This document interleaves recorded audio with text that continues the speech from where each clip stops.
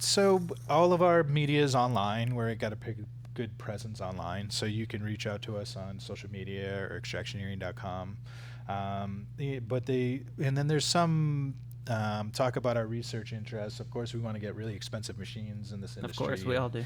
Test all these products and look Yeah. into what these compounds are. But more or less, what I really would like to promote, and we're trying to figure out what we are as a company and our ethos. And of course, we've got a lot of selections to choose from, but I honestly really feel like THC needs some help, Yeah. and we got to start pushing back against the whole intoxicant premise.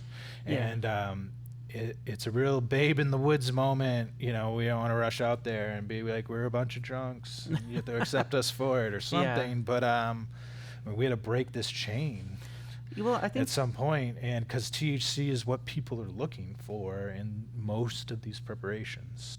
Yeah, and you're definitely not the first person to mention that. I mean, several of the healthcare professionals I've interviewed have said the same thing. CBD is great, but THC is really where we're seeing a lot of our improvement. And I think maybe, I think harm reduction education goes a long way for that, helping to explain to people that there's a way you can engage THC to avoid having an uncomfortable psychological experience, and that sort of thing. And that can, I think, help.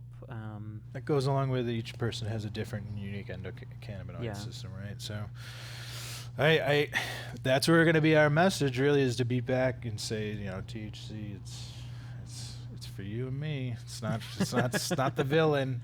Yeah. Just, as they try to choke the hemp down and choke everything out to try to just make a point, right? Right, yeah. Just trying to stand on that last island, right, as the water's rising. as it rises, and say, no, you can't have this because we know it's the most important thing, or what you want.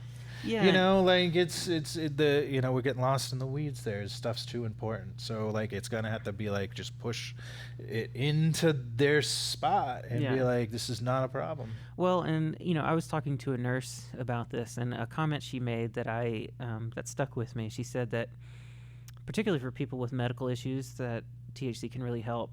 She said a lot of those folks, if they truly have a strong deficiency where that's really satisfying that, she said, one, those types of people tend to develop a tolerance really, really quickly to any sort of uncomfortable effects of THC. And a lot of times they tend to not get as high as a lot of people do because their bodies are getting something that it kind of needs, and it's sort of moving them closer to a baseline rather than pushing them far above the baseline. Mm-hmm.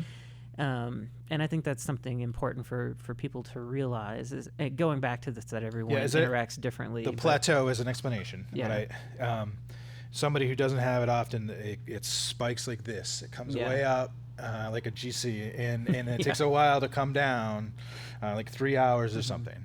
And so where I am at is, so I've created this line, and so I move like one tick above it and come back down to that line, and as long as I interact with it, I am on that plateau, and only when it's been a while I start to come down. So what's been a while is I don't use THC or cannabis while I'm sick with a cold or a virus, because I feel as though it has some this depressant of the immune system in the same way it could help me with inflammation or allergies to kind of slow that stuff down. Is the same thing where it kind of slows my immune response and what it's attacking at that particular moment. Not immunity, me fighting off things every day. Just when the immune system needs to be on high, it doesn't need to be slowed down. Exactly. No, that's So when I go off of it for 4, 5, 6 days because of nasal congestion or whatever, and I come back, I spike right up there again, and it's very, very uncomfortable. Yeah.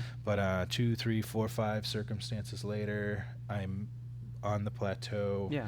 And only the weirdest of circumstances. Yeah. And so with THC, the temperature at which you use it, the percentage of THCA to THC, which we will be transparent and report on, recommendation about what the voltage is in for pens, and then of course you mentioned edible versus vaporization, but then this product at the same temperature and amount in this product and the same temperature amount is going to be a completely different experience.